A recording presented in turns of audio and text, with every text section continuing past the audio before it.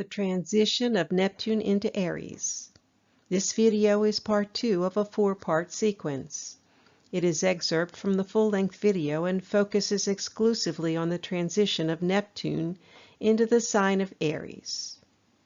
The full-length video can also be viewed in its entirety on this YouTube channel under the title, Times They Are a-Changin'. Now let's explore Neptune in Aries. On September 23, 1846, the 8th planet Neptune was discovered by astronomers.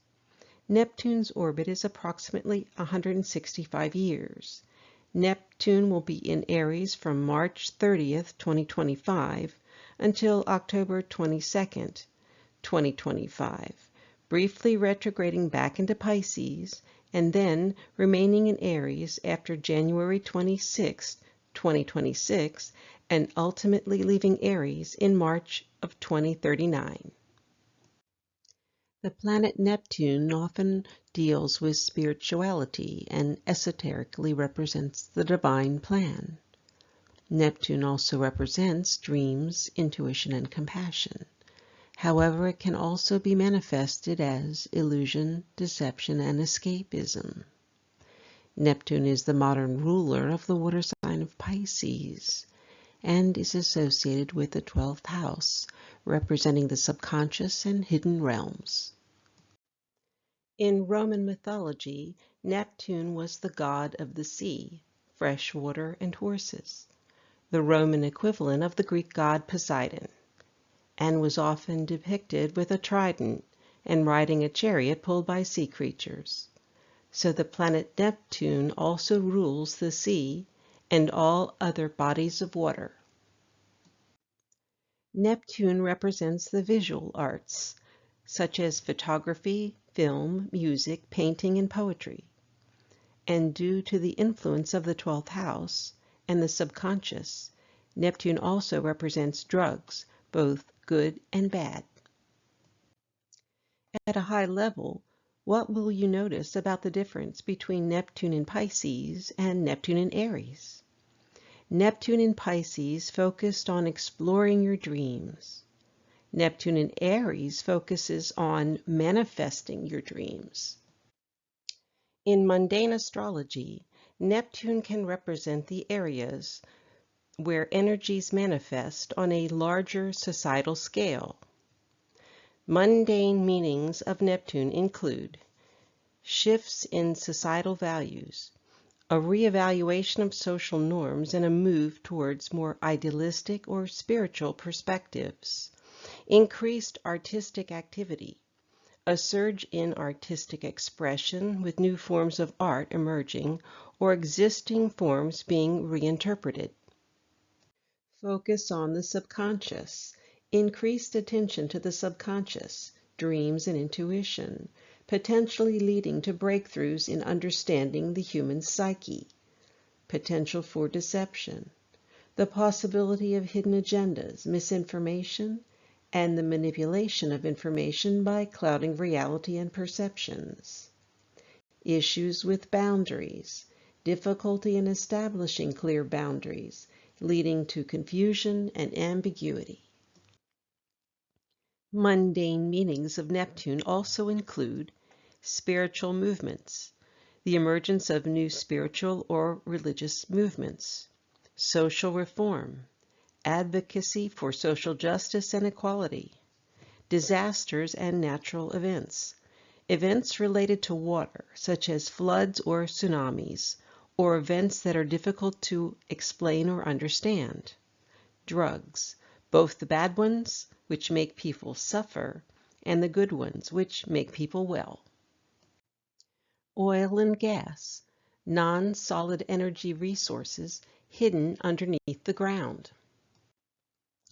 While I didn't cover the planets Jupiter and Saturn in this presentation, one of our club's astrologers, Donna, pointed out an interesting planetary configuration that bodes well for the U.S. oil industry. In mundane astrology, the planet Neptune is associated with oil, while the planet Saturn is associated with the oil industries, such as drilling, refining, and oil exploration. Both planets are entering and traversing the fourth house in the U.S. chart. The fourth house represents matters associated with the land and its resources. Since oil is a resource found within the earth, the fourth house is often linked to the oil industry. This is a biwheel with the U.S. Sibley chart in the inner ring and the exact conjunction date of Saturn and the fourth house cusp on June 10th in the outer ring. Both transiting Saturn and the fourth house cusp for the U.S. chart are at 1 degree Aries 3 minutes. With Neptune at 2 degrees Aries 1 minute, this is now a three-way conjunction of Neptune, Saturn, and the U.S. fourth house cusp. Saturn and Neptune will both be in the U.S. fourth house for several years. In the action-oriented fire sign of Aries, this bodes well for the energy industry and lower gas prices for the U.S. consumer. The last time Neptune entered the fire sign of Aries was in 1861. Neptune remained in Aries until 1875. This was a period of time marked by new ideas and significant historical events and cultural shifts. The American Civil War, which began in 1861, symbolized a fight for freedom and new beginnings, very much a key theme for the sign of Aries. The Emancipation Proclamation was a presidential proclamation and executive order issued by President Abraham Lincoln on January 1, 1863. It granted freedom to enslaved African American men, women, and children in the rebelling states. This important document transformed the Civil War into a struggle for freedom and encouraged enslaved people to join the Union Army. Just 20 hours before the planet Neptune entered Aries, the first shots of the Civil War were fired. The attack on Fort Sumter near Charleston, South Carolina, is generally taken as the beginning of the American Civil War. Certainly it was taken as such at the time, with the citizens of Charleston celebrating. These first shots were fired at 7 p.m. on April 12, 1861, and Neptune entered Aries at 3 p.m. the next day. This was an almost exact conjunction, only 2 minutes from 0 degrees Aries, and the energies were strongly applying. It is interesting to note there was a Uranus-Mars conjunction within orb and applying at the time. In a mundane chart, this aspect can indicate rebellion, revolts, or unrest. On April 14, 1865, 4 years later, a widely announced end of the war celebration took place at Fort Sumter. Ironically, the assassination of President Lincoln, which occurred on the evening of that date, overshadowed the festivities. Leading up to Neptune in Aries in the 19th century was the spiritualist movement in the United States. There was a tremendous growth in spiritualist clubs, lecture societies, and seance circles. Trance mediums and spiritual lecturers abound. From 1861 to 1875 in America, the spiritualist movement gained significant traction. These movements would be structured during Neptune and Aries into more formal organizations. Helena Blavatsky became involved in the spiritualist movement and later co-founded the Theosophical Society in 1875 with Henry Steele Alcott. Mary Baker Eddy began publishing Science and Health with the Key to the Scriptures in 1875, which led to the creation of Christian Science. And Charles Taze Russell and his father established a group to study the Bible and Christian doctrine around 1870, which later evolved into the Jehovah's Witnesses. Now let's dive into the sign of Aries and its energy. Aries is a cardinal fire sign and represents the energy of life and spirit. Aries is the first sign in the zodiac, symbolized by the ram and ruled by the planet Mars. The 0-degree point of Aries initiates the beginning of a new astrological cycle. Aries is focused on the individual. Being the first sign, Aries will pioneer new initiatives. It is the fire sign that represents action, leadership, and courage. Aries is also independent, combative, and passionate. Aries is a sign of righteous indignation and will tap into that energy to push for resolution of issues that need to be addressed. Aries rules the first house. In a worldly assessment, it deals with issues associated with sovereign nations, such as the nation itself, its capital and constitutional documents, as well as national lifestyles and the attitudes of the populace. Aries, being ruled by the planet Mars, is also about civil violence, explosions, and national defense.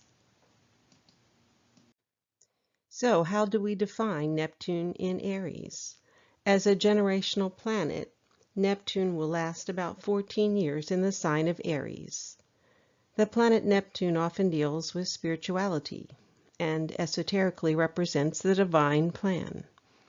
The higher vibrations of Neptune represent dreams, goals, intuition, and compassion. However, the lower vibrations can manifest as illusion, deception, and escapism. Previously, in the nebulous water sign of Pisces, it has been challenging to see through the veil and find the truth. For over a decade, we've experienced confusing narratives, inaccurate information, and hidden agendas. In the fiery cardinal sign of Aries, Neptune will be on firmer ground. The following analysis of Neptune moving from Pisces to Aries was written by Astro Butterfly. It was such a well-written piece, I requested permission to include portions of it in this presentation. The following is excerpt from sections of Astro Butterfly's March 25th email on Neptune in Aries. With Neptune in Pisces, we've seen an emphasis on Piscean themes like interconnectivity, spiritual unity, and the idea that we are all one. A vast, boundless melting pot of dreams, ideals, and illusions. And how does this Piscean emphasis show up in a Neptune way? By dissolving borders.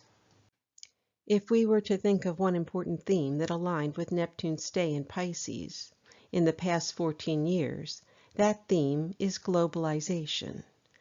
Pisces is the ocean, limitless, boundless, no borders. So Neptune in Pisces amplified the feeling of no boundaries. Here are the key themes that emerged during Neptune's transit through Pisces. Neptune dissolves borders. We saw more emphasis on acceptance, open borders, increased migration, and multicultural integration. The internet, social media, and e-commerce exploded, creating a borderless digital world where anyone could connect, share, and sell globally. Streaming platforms erased boundaries of media consumption. People from different countries began consuming the same content, blurring cultural lines. So, how will these Neptunian themes evolve when Neptune leaves Pisces and enters Aries? If Pisces is the energy that dissolves boundaries, the ocean, we are all in this together. Aries is the this is me energy. I'm a unique individual and I'm going to find out what makes me different from you. At a global level, Neptune in Aries marks a potential shift from globalization, Pisces, to autonomy and sovereignty, Aries. Institutions, people, and nations will begin to rediscover their unique identity, which can result in new political positioning, redrawn borders, and a redefinition of national and personal purpose. The approach will be less about global connectivity, such as operating through an open borders or one world framework, and more about establishing or reclaiming what sets us apart.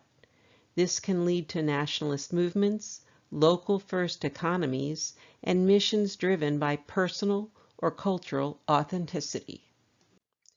Aries is also the sign of warfare.